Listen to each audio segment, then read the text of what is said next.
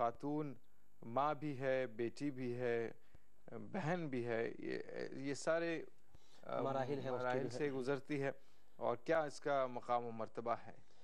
بحیثیت بیٹی کے سب سے پہلے اس کا جو مقام و مرتبہ ہے وہ تو حدیث شریف کی روشنی میں ہم نے سنا دیا تھا۔ اب اس کے ساتھ اس کے جو اخروی مراتب ہے، اللہ کے پاس جو اس کے درجات ہیں وہ تو ہیں، بیٹی کی حیثیت سے بھی، بیوی کی حیثیت سے بھی، ماں کی حیثیت سے بھی، خالہ کی حیثیت سے بھی، تمام جہات سے۔ لیکن اب ہمیں اس کا جائزہ لینا چاہیے کہ ہم کیا واقعی ان کے حقوق کا لحاظ کر کے ان کے ساتھ معاملہ کر رہے ہیں۔ بیٹی رحمت ہے اللہ کی، سلامتی کا ذریعہ بنتی ہے، اس کی وجہ سے اللہ پاک برکتوں سے نوازتا ہے۔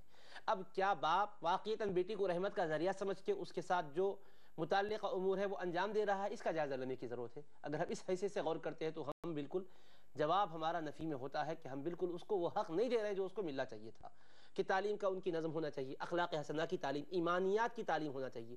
آج اگر ہم پوچھیں اپنے سماج کے اندر رہنے والے مرد اور خواتین سے کہ تم مسلمان ہو، لیکن اسلام کی بنیادی وہ باتیں کیا ہے کہ جس کو ماننے سے کوئی مسلمان بنتا ہے اور جس میں انکار کرنے کی وجہ سے وہ اسلام سے نکل جاتا ہے، تو بہت سے ہم نے کہے کہ اس کے سلسلے میں جواب دینے سے قاصر رہتے ہیں۔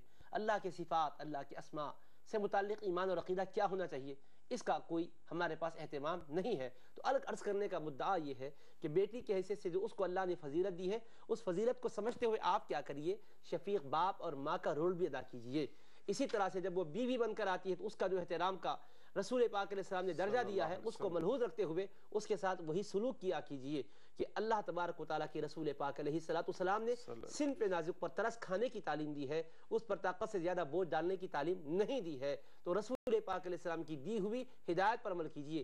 رسول پاک علیہ السلام خود تشریف لاتے اپنے گھر میں تو حضرت عائشہ صدیقہ رضی اللہ عنہ فرماتی، ہم کچھ کام کر رہی ہوتی تو اللہ کے رسول علیہ السلام تشریف لا کر اس کام میں ہاتھ بٹاتے تھے۔ حالانکہ صحابیات امہات المومنین آقا علیہ السلام کو کام کرنے نہیں دیتی تھی، لیکن سرکار خوشی سے انہیں مالا مال فرمانے کے لیے ان کے کام میں ہاتھ ڈالتے تھے۔ یہ رسول پاک علیہ السلام کی پاکیزہ تعلیمات ہے۔ اسی طرح سے ماں کی حیثیت سے اس کا جو مقام ہے تو اولاد کو چاہیے کہ وہ مقام کو ملحوظ رکھ کر قدر و منزلت کریں، ان کو راحت پہنچائیں، آرام دیں اور ان کی ہر جائز خواہش اور مطالبے کو پورا کریں۔ یہ نہیں ہے کہ بیوی اگر بغل میں آ چکی ہے تو ماں سے بالکل بے تعلق ہو چکے ہیں۔ بہن کا جو مقام ہے، بحیثیت بہن کے رسول پاک علیہ السلام نے فرمایا ہے کہ جو بہن کے ساتھ اچھا سلوک کرتا ہے، اللہ تبارک و تعالیٰ کا فضل یہ ہوتا محشر میں کہ اس کی بہنیں اس کے لیے دوزخ سے آڑ بن جاتی ہے۔ تو بھائیوں کو سوچنا چاہیے کہ بہنوں کا یہ جو حق ہے ہم ادا کر بھی رہے ہیں یا نہیں کر رہے ہیں، اس کا جائزہ لینا چاہیے۔ اسی طرح سے اگر وہ بیوہ ہو جاتی ہے، شوہر اس کا دنیا سے رخصت ہو چکا ہے یا یہ کہ طلاق دے چکا ہے، مطلقہ بن چکی ہے، تو اس کا بھی کیا مرتبہ ہے؟ کیا وہ منحوس بن گئی ہے؟ کیا وہ کسی شادی کی تقریب میں شریک ہوتی ہے یا کسی دلہن کو اگر وہ اپنے ہاتھ سے زیور پہناتی ہے تو کیا یہ اس سے نحوست کا تصور کیا جانا چاہیے؟ بالکل نہیں، یہ باطل تصور ہے۔ ایک مومنہ رحمت کا ہی ذریعہ بنتی ہے، اگر وہ شادی شدہ ہے تب بھی، اگر شوہر طلاق دے چکا ہے تب بھی وہ منحوس نہیں بنتی ہے، معصیت سے نحوست آتی ہے۔ اب اس کے بعد وہ گھر اگر لوٹ کر آ گئی ہے تو بھائی کیا کرنا چاہیے، والد کیا کرنا چاہیے، سرپرستوں کو کیا کرنا چاہیے؟